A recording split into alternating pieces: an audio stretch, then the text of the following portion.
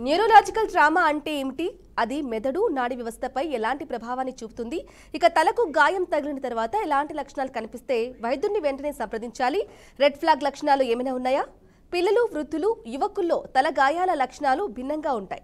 మరి వాటిని ఎలా గుర్తించాలి? అలాగే స్పృహ కోల్పోవడం లేకపోయినా తలకు గాయం అయిన తర్వాత ఎలాంటి అప్రమత్తత అవసరం? ఇలాంటి ఆసక్తికర ఆరోగ్య సమస్యలకు పరిష్కారం అందించేందుకు consultant neuro surgeon doctor Krishnaditya Manne మనతో పాటు ఉన్నారు స్టూడియోలో. సో వారితోనే నేరుగా మాట్లాడదాం. Sir, good afternoon sir. నమస్కారం. నమస్తే అండి, గుడ్ ఆఫ్టర్నూన్. ఎస్ సార్, ఇక ముందుగా చెప్పండి, తలకు గాయం సంబంధించి అసలు తలకు గాయాలంటే ఏమిటి, అలాగే అవి న్యూరోలాజికల్ ట్రామాకు ఎలా దారితీస్తాయి అనుకోవాలి? ముఖ్యంగా తలకు గాయాలు కామన్గా మనం ఇంగ్లీష్ టెర్మినాలజీ యూస్ చేస్తే హెడ్ ఇంజరీస్ అంటాం కదా. సో దీంట్లో చాలా రకాలు ఉంటాయండి. ముఖ్యంగా చిన్నపాటి గాయాలు ఏమన్నా అవుతున్నాయా, లేకపోతే మెదడు దాకా అంటే లోపల బ్రెయిన్ వరకు డ్యామేజ్ అనేది ఉందా, ముందు మనం దాన్ని గ్రహించాలి. హెడ్ ఇంజరీస్లో క్లోజ్డ్ హెడ్ ఇంజరీస్ అంటాం. అంటే కేవలం తల పై భాగానికి తగిలి చర్మం కానీ లేదా చర్మం కింద భాగం వరకు ఏమైనా రక్తం చేరితే దాన్ని చాలా తక్కువపాటి హెడ్ ఇంజరీ అంటాం అన్నమాట. అలాగే స్కల్ క్రాక్ అవ్వడం కానీ స్కల్ ఫ్రాక్చర్స్ అవ్వడము, బ్రెయిన్ వరకు డ్యామేజ్ అనేది అయితే అది చాలా సివియర్ ట్రామాటిక్ బ్రెయిన్ ఇంజరీ కింద కన్సిడర్ చేస్తాం.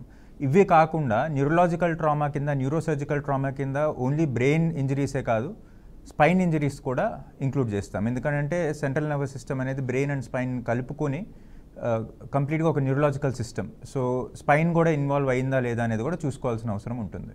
సో న్యూరోసర్జికల్ ట్రామా అనేది బ్రెయిన్ అండ్ స్పైన్ని కలిపి మనం న్యూరోసర్జికల్ ట్రామా అంటాం.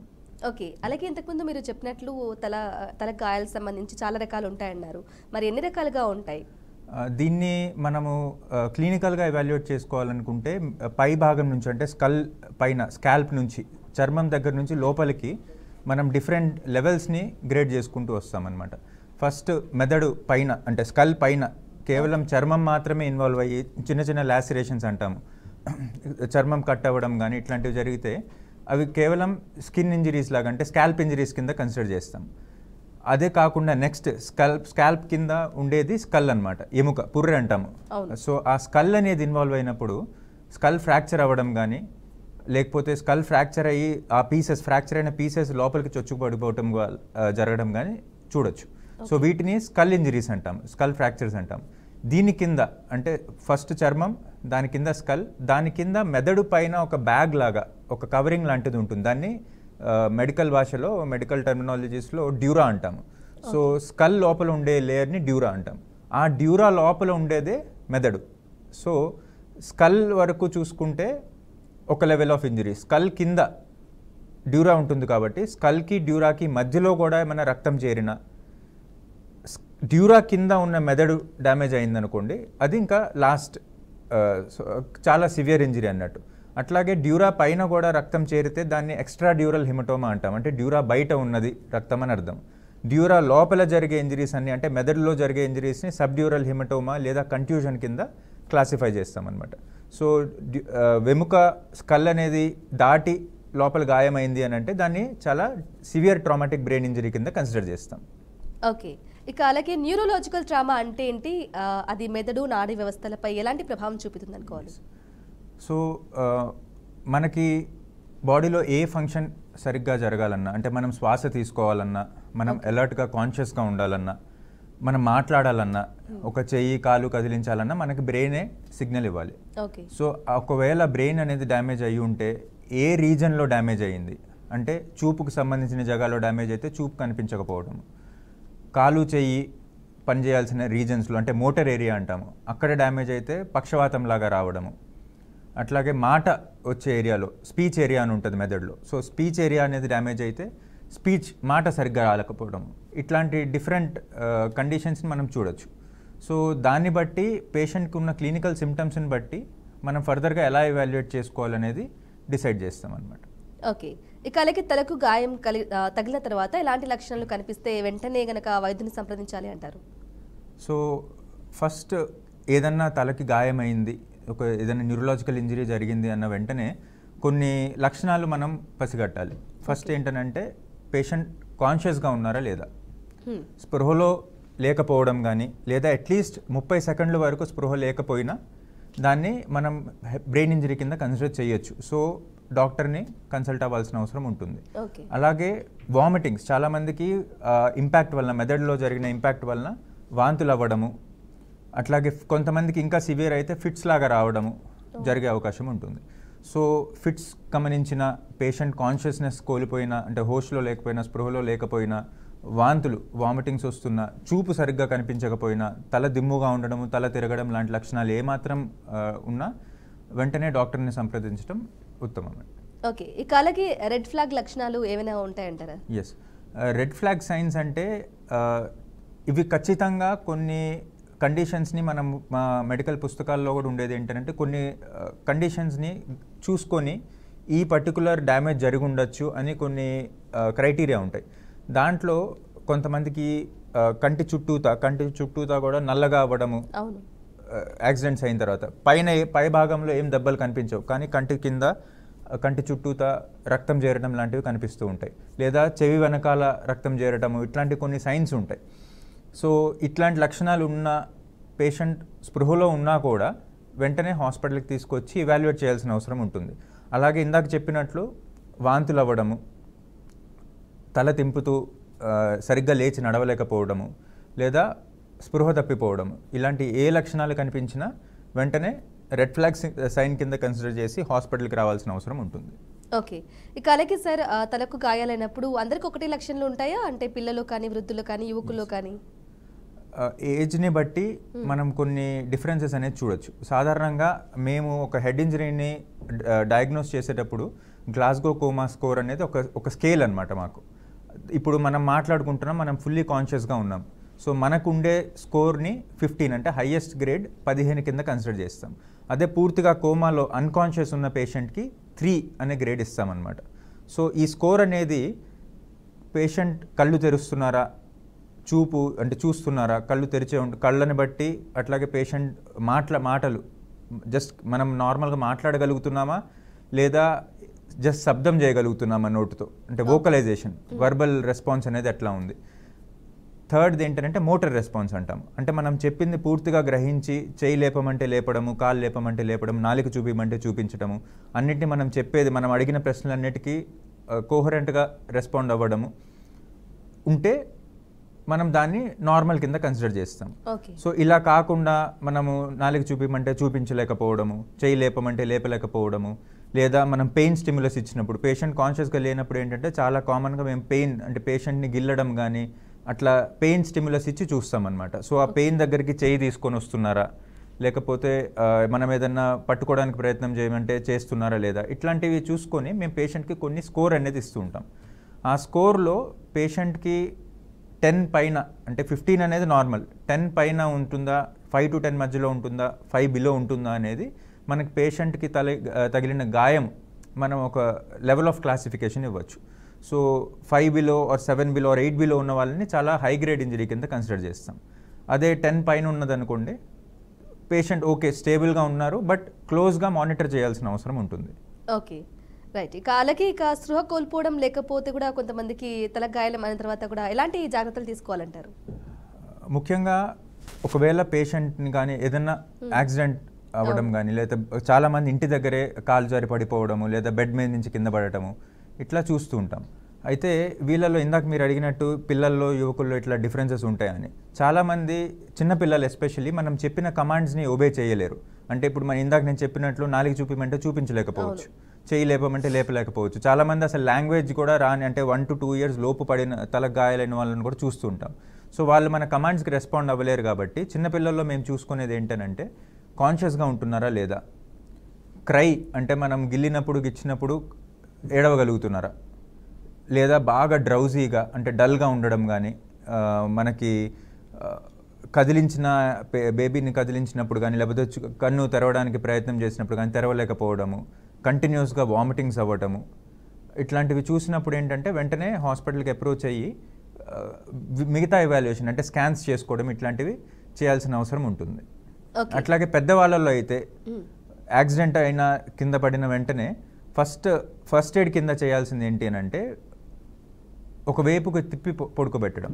చాలామందిని చూస్తుంటాము హాస్పిటల్ రోడ్స్ మీద పడిపోయినప్పుడు రోడ్డు మధ్యలోనే వదిలేయడము, లేదా గుమిగూడడం, అంటే పేషెంట్ చుట్టూతా యాక్సిడెంట్ అయిన ఏరియా చుట్టూతా క్రౌడ్ గ్యాదర్ అవ్వడం లాంటివి చూస్తుంటాం. ఫస్ట్ అది అవాయిడ్ చేయాలి.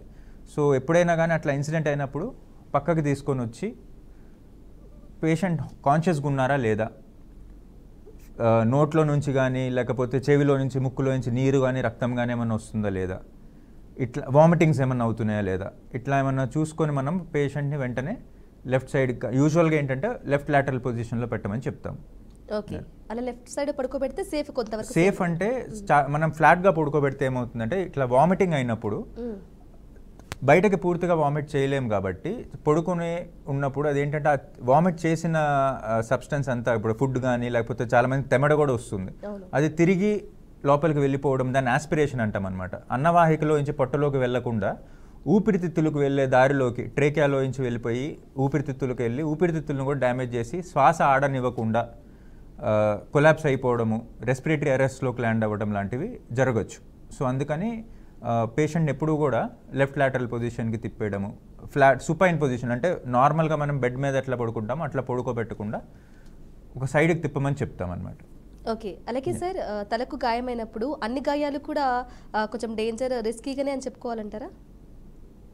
బేసిక్ ఇవాల్యుయేషన్ అయ్యేంత వరకు we always try to be on the safer side. అంటే ఒకవేళ తలకి గాయం అయిందనుకోండి, కాన్షియస్గా ఉన్న చాలామంది ఒక 30 seconds ఆర్ 40 seconds అట్లా అన్కాన్షియస్ అయ్యి మళ్ళీ లేచి వాళ్ళ పని వాళ్ళు చేసుకుంటారు, నార్మల్గా ఏ ఇంజరీ కానట్లు చేస్తూ ఉంటారు అనమాట. సో ఈ ఇంజరీస్ కాకుండా ఇంజరీస్ లేనట్లుగా మనకు అనిపించిన కాసేపు ఆ పర్టికులర్ పీరియడ్ని, అంటే నార్మల్గా ఉన్న పీరియడ్ని లూసిడ్ ఇంటర్వెల్ అంటాం. ఈ లూసిడ్ ఇంటర్వెల్ అంటే ఏంటంటే దెబ్బ తగులుతుంది, లేచి వాళ్ళ పని వాళ్ళు చేసుకుంటారు, కానీ కాసేపు అయిన తర్వాత మళ్ళీ అన్కాన్షియస్నెస్లోకి వెళ్ళడము, స్పృహ తప్పి పడిపోవటము, వామిటింగ్స్ అవ్వటము, ఫిట్స్ రావడం ఇట్లాంటివి జరగచ్చు. సో ఈ గ్యాప్ని, ఆ నార్మల్గా ఉన్న టైంని లూసిడ్ ఇంటర్వెల్ అంటాం.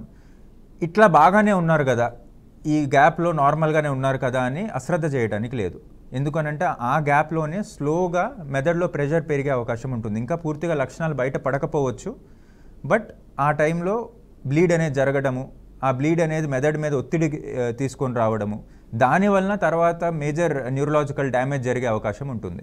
సో ఎప్పుడైనా కానీ అట్లీస్ట్ ఒక 30 seconds కాన్షియస్నెస్ కోల్పోయినా, అంటే స్పృహ కోల్పోయినా, 1-2 సార్లు వామిటింగ్ అయినా, ఫిట్స్ లాంటి లక్షణాలు ఏమన్నా కనిపించినా ఇమీడియట్గా హాస్పిటల్కి రావడం బెటర్. సో అట్లీస్ట్ మనకు ఒక సిటీ స్కాన్ అనేది జరిగితే బేసిక్ ఎవిడెన్స్ అనేది మనకు ఉంటుంది, బ్లీడింగ్ అనేది ఏమన్నా అవుతుందా, మెదడులో ఫర్దర్గా డ్యామేజ్ ఏమన్నా పెరిగే అవకాశం ఉందా లేదా తెలుస్తుంది. Okay, right sir. ఇక అలాగే కమింగ్ టు ట్రీట్మెంట్ సార్, ట్రీట్మెంట్కి సంబంధించి కూడా ఏ విధంగా ఉంటుంది, అలాగే తేలికపాటి నుంచి తీవ్రమైన గాయాల వరకు చికిత్స అనేది, ట్రీట్మెంట్ అనేది ముఖ్యంగా ఏ విధంగా మారుతుంది అనుకోవాలి? సో ఈ గ్రేడింగ్ సిస్టమ్ అనేది అందరికీ అర్థమయ్యే భాషలో చెప్పాలంటే mild head injury, moderate head injury and severe head injury కింద చెప్పుకోవచ్చు. చాలామందికి కంకషన్ ఇంజరీ అంటాము, అంటే తేలికపాటి ఇంజరీ అనేది మీరు ఏదైతే అన్నారో, తేలికపాటి గాయం అని అన్నారో అది కంకషన్ ఇంజరీ కింద కన్సిడర్ చేయొచ్చు. ఇప్పుడు ఉదాహరణకు ఎలాగంటే ఒక చిన్న బాక్స్లో ఒక టేబుల్ టెన్నిస్ బాల్ కానీ లేకపోతే ఒక చిన్న పండు కానీ ఏదైనా పెట్టి మనం బాక్స్ని ఊపేస్తే ఆ చిన్న బాల్ వెళ్ళి ఆ బాక్స్ చుట్టూతా బాక్స్ గోడలన్నిటికీ తగులుతుంది. అవును. సో అట్లాగే మన మెదడు కూడా స్కల్ లోపల ఫ్లోట్ అవుతుంది అనమాట.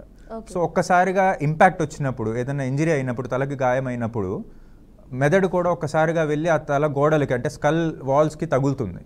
సో తగిలినప్పుడు మైల్డ్ ఇంజరీ నుండి ఎంత ఇంపాక్ట్, అంటే ఎంత వెలాసిటీతో ఎంత గట్టిగా దెబ్బ తగిలింది అనే దాన్ని బట్టి అది మైల్డ్ ఇంజరీనా సివియర్ ఇంజరీనా అనేది మనకి డిసైడ్ అవుతుందన్నమాట. సో కంకషన్ ఇంజరీని చాలాసార్లు మనం మైల్డ్ హెడ్ ఇంజరీ కింద కన్సిడర్ చేస్తాం.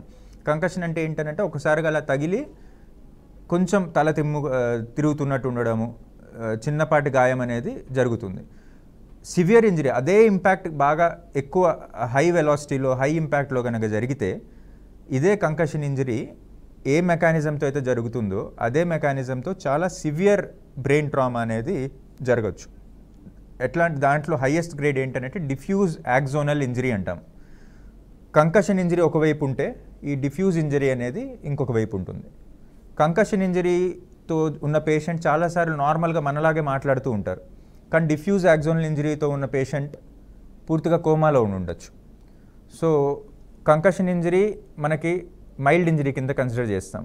నార్మల్గా లేచి నడుస్తారు, అన్ని పనులు చేసుకుంటారు, బట్ కొన్ని రోజులు ఇబ్బంది అనేది ఉంటుంది.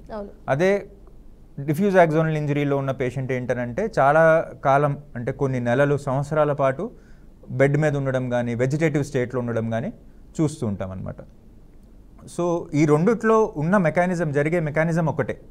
తగిలే ఇంపాక్ట్ని బట్టి జరిగిన డ్యామేజ్ అనేది డిసైడ్ అవుతుంది.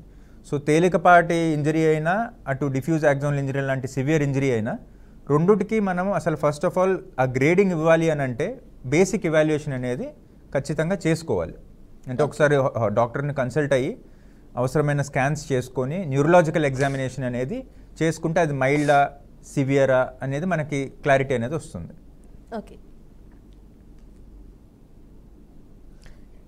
Right sir. ఇక అలాగే న్యూరలాజికల్ ట్రామా తర్వాత రోగులకు పునరావాసం మెయిన్గా ఎంత ఇంపార్టెంట్ అని అనుకోవాలంటారు? న్యూరో ట్రామా తర్వాత డాక్టర్ చేసిన ట్రీట్మెంట్, అట్లాగే హాస్పిటల్లో ఉన్న పీరియడ్ ఎంత ముఖ్యమో, దాని తర్వాత రీహాబిలిటేషన్ అనేది అంతకంటే ఇంపార్టెంట్. ఎందుకంటే చాలామంది అవగాహన లేక ట్రీట్మెంట్ అయిపోయింది అనుకొని ఇంటికి తీసుకెళ్ళిపోవడం కానీ, లేకపోతే నార్మల్ డే టు డే యాక్టివిటీస్లోకి వెళ్ళిపోవడం అనేది చేస్తూ ఉంటారు. సో ఇది అందరికీ ఒకటేలాగా ట్రీట్మెంట్ అనేది ఉండదు. రీహాబిలిటేషన్ అనేది చాలామంది మంత్స్ టుగెదర్ హాస్పిటల్లో ఉంటాం, చాలా రోజులు హాస్పిటల్లో ఉండడం కానీ, కోమాలో నుంచి స్లోగా బయటకు వచ్చిన తర్వాత నార్మల్గా లేచి వాళ్ళ పనులు వాళ్ళు చేసుకోలేరు. నార్మల్గా లేచి నడవడం కానీ, బ్యాలెన్స్ కానీ, అట్లాగే అందరినీ గుర్తుపట్టి మాట్లాడడం కానీ ఇట్లాంటివి జరగవు. సో ఏంటనంటే వీళ్ళకి బేసిక్ ఫిజియోథెరపీ, అట్లాగే పేషెంట్ని లేపి నిలబడేలాగా చేసి అంబులేట్ చేయడం, అంటే లేచి వాళ్ళంతకే వాళ్ళు ఇండిపెండెంట్గా నడవగలుగుతున్నారా లేదా, ఇట్లాంటివన్నీ కొన్ని రీహాబిలిటేషన్ సెంటర్స్లో ట్రైనింగ్ అనేవి చేసుకుంటూ ఉండాలి. సో కంప్లీట్గా పేషెంట్ ఇండిపెండెంట్ అయ్యేంత వరకు ఈ రీహాబిలిటేషన్ ప్రోగ్రామ్ అనేది చేయాల్సి వస్తుంది. కొంతమందికి స్పీచ్ థెరపీ అవసరం అవుతుంది, కొంతమందికి బిహేవియరల్ థెరపీ అవసరం అవుతుంది, కొంతమందికి ఫిజియోథెరపీ అవసరం అవుతుంది. సో ఇవన్నీ రీహాబిలిటేషన్ ప్రోగ్రామ్స్ కిందకు వస్తాయి. ఏ పేషెంట్ ఎట్లా రెస్పాండ్ అవుతారనేది మనకి న్యూరలాజికల్ రికవరీ పీరియడ్, అంటే దెబ్బ తగిలిన దగ్గర నుంచి పేషెంట్ మనం హాస్పిటల్ నుంచి డిశ్చార్జ్ చేసిన తర్వాత నుంచి తిరిగి వాళ్ళ డే టు డే యాక్టివిటీస్ ఇండిపెండెంట్గా చేసుకునేంత వరకు ఎంతో కొంత సపోర్ట్, అది ఫ్యామిలీ సపోర్ట్ అవ్వచ్చు, లేదా ఫిజియోథెరపీ డిపార్ట్మెంట్ సపోర్ట్ అవ్వచ్చు, ఇట్లా రీహాబిలిటేషన్ ప్రోగ్రామ్స్ అనేవి ఫాలో అవుతూ ఉండాలి. ఓకే, అలాగే ఎలాంటి పునరావాస కార్యక్రమాలు అందుబాటులో ఉన్నాయనుకోవాలంటారు? చాలా చోట్ల హాస్పిటల్స్లోనే రీహాబిలిటేషన్ సెంటర్స్ అనేవి అటాచ్డ్ ఉంటాయి. న్యూరో డిపార్ట్మెంట్తో పాటే ఫిజియోథెరపీ డిపార్ట్మెంట్ ఉంటుంది. సో యూజువల్గా అంతవరకు చేసుకున్న బేసిక్ కేర్ అందిస్తున్నట్టు. తర్వాత ఇంటికి వెళ్ళిన తర్వాత కూడా కొంతమందికి ఫీడింగ్ ఇవ్వడం కానీ, ఆహారం తీసుకోవడానికి, అట్లాగే కొంతమందికి చాలా ఎక్కువ రోజులు మనము వెంటిలేటర్ మీద ఉంచిన సిచ్యువేషన్ ఉంటుంది కొంతమందికి. అలా ఉన్న వాళ్ళకి ట్రేకియోస్టమీ అని గొంతు దగ్గర ఒక హోల్ చేసేసి దీని నుంచే శ్వాస అందేలాగా చేస్తాం. సో ఈ ట్రేకియోస్టమీ కేర్ తీసుకోవడము, ఇవన్నీ కూడా పేషెంట్ ఫ్యామిలీ మెంబర్స్ని ఎడ్యుకేట్ చేయడము, అట్లాగే రీహాబిలిటేషన్ సెంటర్స్ వాళ్ళని ట్రైన్ చేస్తారనమాట. సో హాస్పిటల్తో అటాచ్డ్ ఉన్న రీహాబిలిటేషన్ సెంటర్ అయితే పేషెంట్కి అట్లాగే ఫ్యామిలీ మెంబర్స్కి కూడా ఈజీ అవుతుంది. Okay, right. అలాగే ఇక మెదడుకు ముఖ్యంగా ఏదైనా గాయమైనప్పుడు తర్వాత దీర్ఘకాలిక ప్రభావాలు ఏమైనా ఉండొచ్చు అంటారా? మెదడులో ఏ రీజన్ డ్యామేజ్ అయ్యింది అంటే, సింపుల్ భాషలో చెప్పాలంటే, ఇప్పుడు మనము మన ఇంట్లో ఒక స్విచ్ వేస్తే ఏ ఫ్యాన్కి అయితే ఆ స్విచ్ అనేది కనెక్ట్ అయ్యి ఉందో ఆ ఫ్యానే తిరగాలి. సో ఒకవేళ స్విచ్ అనేది ఆపేసాము, లేదా ఆ పవర్ సర్క్యూట్ అనేది డ్యామేజ్ అయింది అనుకోండి, ఆ ఫ్యాన్ అనేది పనిచేయదు. సో అలాగే మెదడులో కూడా స్పీచ్ ఏరియా పోతే స్పీచ్ రాకపోవడము, ఓకే, మోటార్ ఏరియా పోతే కాళ్ళు చేతులు కదలికలు లేకపోవడము, కంటి చూపు ఏరియా డ్యామేజ్ అయితే కన్ను చూపు పోవడము, ఇట్లా పర్టికులర్ రీజన్స్ని బట్టి మనకి చేంజెస్ అనేవి కనిపిస్తాయి. అట్లాగే బిహేవియర్ చేంజెస్, సాధారణంగా ఫ్రాంటల్ లోబ్స్ అంటాం అనమాట, మెదడు ముందు భాగం. ఇది మన ప్రవర్తనని, మన బిహేవియర్ని డిసైడ్ చేస్తుంది. సో ఒకవేళ ఫ్రాంటల్ రీజన్స్ అనేవి డ్యామేజ్ అయి ఉంటే ప్రవర్తనలో, అంటే బిహేవియర్లో చేంజెస్ చూడొచ్చు. అట్లాగే చూపు డ్యామేజ్ అయిందనుకోండి, చూపు రిటర్న్ రావటము, అంటే కంప్లీట్గా నార్మల్ చూపు రావడం చాలామందిలో జరగదు. బట్ అట్లాగే speech area. So normal speech అనేది చాలామంది మాట్లాడలేరు. కాకపోతే ఏంటంటే మెదడుకి ఉన్న ఒక మిరాక్యులస్ థింగ్ ఏంటి అంటే న్యూరోప్లాస్టిసిటీ అంటాము. ఒకసారి ఏదన్నా ఏరియా డ్యామేజ్ అయితే దాని చుట్టూతా ఉన్న నార్మల్ మెదడు ఈ డ్యామేజ్ని కంపెన్సేట్ చేయడానికి ప్రయత్నం చేస్తుంది. సో మాట పోయిన వాళ్ళు మళ్ళీ చిన్నపిల్లలు మాట ఎలాగైతే నేర్చుకుంటారో, లాంగ్వేజ్ ఎలాగైతే నేర్చుకుంటారో అట్లా చిన్న చిన్నగా మాటలు నేర్చుకోవడము, స్లోగా మాట్లాడగలగడము, అట్లాగే పెరాలసిస్ లాగా కాళ్ళు చేతులు పడిపోయిన వాళ్ళు ఏదైతే ఉంటారో ఫిజియోథెరపీతో మళ్ళీ ఆ పవర్ని రీగెయిన్ అవ్వడము, స్లోగా నడవడం స్టార్ట్ చేయటము, వాళ్ళ పనులు వాళ్ళు చేసుకోవటము, ఇట్లాంటివి చూస్తూ ఉంటాం. బట్ మెమరీ డిస్టర్బెన్సెస్ అనేవి ఒకవేళ మెమరీకి సంబంధించిన ఏరియాస్లో వచ్చిన లేదా ఫ్రాంటల్ లోబ్స్లో మనము ఏదైతే గాయాలు ఏమైనా చూస్తే వీళ్ళలో ఖచ్చితంగా లాంగ్ టర్మ్ అంటే లైఫ్ లాంగ్ కూడా చాలామందికి మెమరీ డిస్టర్బెన్సెస్ అలాగే బిహేవియరల్ చేంజెస్ అనేవి చూడొచ్చు. సో ఇవి కంప్లీట్గా నార్మల్ కావు, కానీ ఫ్యామిలీ మెంబర్స్ సపోర్ట్తో చాలామంది వాళ్ళ డే టు డే యాక్టివిటీస్ని ఆల్మోస్ట్ నియర్ నార్మల్ లైఫ్ కింద లీడ్ చేసే అవకాశం ఉంటుంది. ఓకే, అలాగే ఇక తలకు అయ్యే గాయాలకు సంబంధించి వాటిని నివారించాలంటే మనం ఎలాంటి జాగ్రత్తలు తీసుకోవాలంటారు? ఫస్ట్ ఆఫ్ ఆల్ అసలు రూట్ కాజ్ని మనం ఐడెంటిఫై చేయగలగాలి.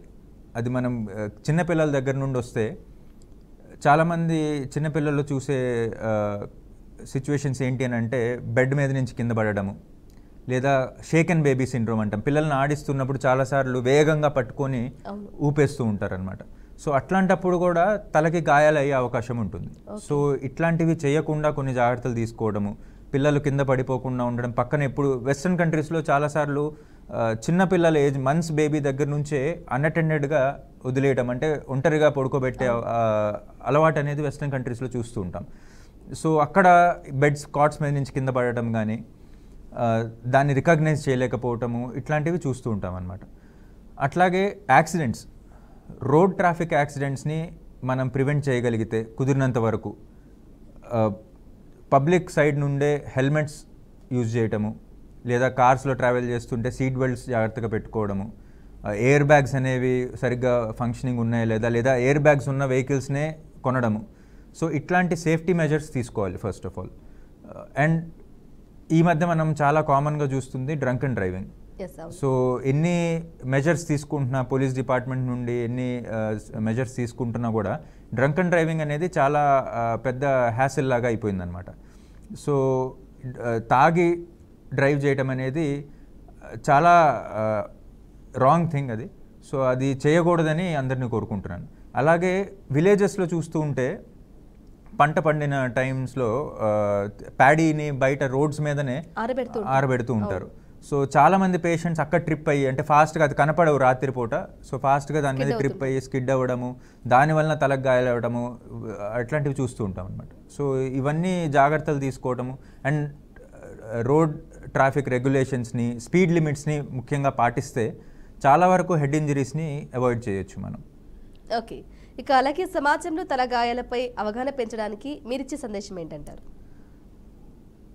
సందేశం అంటే ఒకటేనండి, ఎప్పుడన్నా అన్కాన్షియస్ అయినప్పుడు ఒక మనిషి రోడ్డు మీద పడిపోయినా, ఇంట్లో పడిపోయినా ఒక 30 సెకండ్లు కూడా అన్కాన్షియస్ అయ్యారు అని అంటే ఖచ్చితంగా హాస్పిటల్కి వచ్చి ఒకసారి ఇవాల్యుయేషన్ అనేది చేయించుకోవాల్సిన అవసరం ఉంటుంది. ఎందుకు అని అంటే ఇందాక చెప్పినట్లు ఆ లూసిడ్ ఇంటర్వెల్లో ఉండొచ్చు పేషెంట్, కాన్షియస్గా ఉన్న లోపల మెదడులో జరిగే డ్యామేజ్ అనేది స్లోగా జరుగుతూ ఉండొచ్చు. మనం అది ఎంతవరకు అవుతుంది, ఆ డ్యామేజ్ని మనం ఏమన్నా చేయగలమా, ఆపరేషన్ చేసి మెదడులో ఉన్న ప్రెషర్ని తగ్గించగలుగుతామా? చాలాసార్లు ఈ క్లాట్ని మనము మెదడు అనేది ఓపెన్ చేసి, క్రేనియోటమీ అంటాము, ఓపెన్ చేసి లోపల ఉన్న బ్లీడ్ని బయటకు తీయగలుగుతాం. పబ్లిక్లో ఉన్న అపోహ ఏంటి అని అంటే ఒకసారి మెదడులో బ్లీడ్ అయ్యింది, ఒకసారి మెదడు అనేది డ్యామేజ్ అయ్యింది అంటే ఖచ్చితంగా పేషెంట్ని తిరిగి తీసుకొని రాలేము, ఖచ్చితంగా చనిపోయే అవకాశం ఉంటుంది అని ఒక చాలా కామన్ మిస్కన్సెప్షన్ అనేది ఉంటుంది. అది కొంతవరకే నిజం. చాలా వరకు 100లో 90% మంది రైట్ టైంకి కనుక హాస్పిటల్ని అప్రోచ్ అవ్వగలిగితే ఇమీడియట్గా సిటీ స్కాన్స్ కానీ ఎంఆర్ఐస్ కానీ చేసుకొని మెదడులో ఉన్న డ్యామేజ్, ఒకవేళ దానికి ఆపరేషన్ అవసరం అంటే మెదడు ఓపెన్ చేసి ఆపరేషన్ చేయాల్సిన కండిషన్స్ చాలా ఉంటాయి. రైట్ టైంలో కనుక మనకి ఆ కేర్ అందితే మెదడులో ప్రెషర్ తగ్గించవచ్చు. ఆ ప్రెషర్ తగ్గితే నార్మల్గా మన మెదడుకు, మన బ్రెయిన్కు ఉన్న ఒక చాలా గుడ్ థింగ్ ఏంటంటే మనకి రికవరీ అనేది మెదడు ప్రెషర్ తగ్గిన తర్వాత దానంతకే అదే హీల్ అయ్యే కెపాసిటీ ఉంటుంది మెదడుకి. అదే ఇందాక చెప్తున్న న్యూరోప్లాస్టిసిటీ అనేది. సో మెదడుకి చాలా అద్భుతమైన న్యూరోప్లాస్టిసిటీ ఉంటుంది. ఒకసారి దాని నార్మల్ ఫిజియాలజీ మనం రీస్టోర్ చేయగలిగితే, అంటే నార్మల్ మెదడు ప్రెషర్ని, ఇంట్రాక్రేనియల్ ప్రెషర్ ఐసీపీ అంటాము, ఈ ఐసీపీని రీస్టోర్ చేయగలిగితే రికవరీ అనేది చాలా ర్యాపిడ్గా చూడొచ్చు. బట్ ఏంటనంటే చాలామంది రైట్ టైంకి హాస్పిటల్కి తీసుకొని రాలేరు. అంబులెన్స్ని వెంటనే కాంటాక్ట్ చేయడము, దగ్గర ఉన్న హాస్పిటల్కి ఇమీడియట్గా వెళ్ళడము, ఎయిర్వే అంటే శ్వాస తీసుకునే ద్వారము, బ్రీదింగ్ సరిగ్గా ఉందా లేదా, అట్లాగే బీపీ అనేది సరిగ్గా మెయింటైన్ అవుతుందా లేదా, ఇట్లాంటి వైటల్స్ని ఇమీడియట్గా మనం కంట్రోల్లోకి తీసుకొని వస్తే చాలామంది పేషెంట్స్ని డెత్ నుంచి అట్లాగే పర్మనెంట్ డిజేబిలిటీ నుంచి కాపాడవచ్చు. సో ఏంటనంటే ఏమాత్రం అనుమానం ఉన్నా, వామిటింగ్స్ అవుతున్నా, చాలామందిని చూస్తుంటాం రోడ్ మీద ఫిట్స్ వస్తుంటే వెంటనే చేతిలో ఏదైనా మెటల్ తాళం చేతులు ఇవన్నీ, అదంతా చాలా పెద్ద అపోహ, అదంతా ఒక మిత్ అది. సో చేయాల్సింది ఏంటనంటే పేషెంట్ ఫస్ట్ లాటరల్ పొజిషన్ అంటే పక్కకు తిప్పి పడుకోబెట్టి ఇమీడియట్గా హాస్పిటల్ని కాంటాక్ట్ చేసుకొని నియరెస్ట్ హాస్పిటల్కి వెళ్ళడమే మనకు కావాల్సిన పని. ఎందుకనంటే ఆ మూమెంట్స్లో చాలామంది వామిట్ చేసేసుకొని ఊపిరితిత్తులు డ్యామేజ్ అవ్వడము, పర్మనెంట్ డ్యామేజ్ అనేది జరిగిపోయిన తర్వాత ఒకసారి ఆ 4 to 6 hour పీరియడ్ దాటేసింది అనుకోండి, మనం అప్పుడు ఆపరేషన్ చేసినా కానీ చాలా మందిని సేవ్ చేయలేము. సో టైంకి హాస్పిటల్ రీచ్ అవ్వడం గురించే అందరూ ఫోకస్ చేయాలి. ఇవి కాకుండా ఇందాక చెప్పినట్లు అన్ని రెగ్యులేషన్స్, రూల్స్ అండ్ రెగ్యులేషన్స్ పాటించడము, హెల్మెట్స్ ధరించడము, సీట్ బెల్ట్స్ పెట్టుకోవడము, ఇట్లాంటి బేసిక్ థింగ్స్ని పాటించిన చాలామంది ప్రాణాలు కాపాడవచ్చు. Right. Okay sir, thank you doctor గారు. మీ అంటే విలువైన సమయాన్ని ఇక్కడికి దాకా వచ్చి స్టూడియోలో జాయిన్ అయ్యి, అలాగే చాలామంది కూడా తలకాయలకు అయ్యే సంబంధించి కూడా వాటికి కొంతమందికి డౌట్స్ వాటన్నిటి కూడా క్లారిఫై చేసి మంచి సలహాలు సూచనలు ఇచ్చినందుకు థ్యాంక్ యూ సో మచ్. ధన్యవాదాలు. Thank you. రైట్గా చూసారు కదా, consultant neuro surgeon doctor Krishnaditya Manne గారితో స్పెషల్ తలకు గాయాలకు సంబంధించి ఎటువంటి జాగ్రత్తలు తీసుకోవాలి, ఎప్పుడు వైద్యుని సంప్రదించాలి, ఎటువంటి జాగ్రత్తలు పాటించాలంటూ కూడా డీటెయిల్గా విన్నారు కదా. ఇది వాళ్ళ కార్యక్రమం. నమస్తే.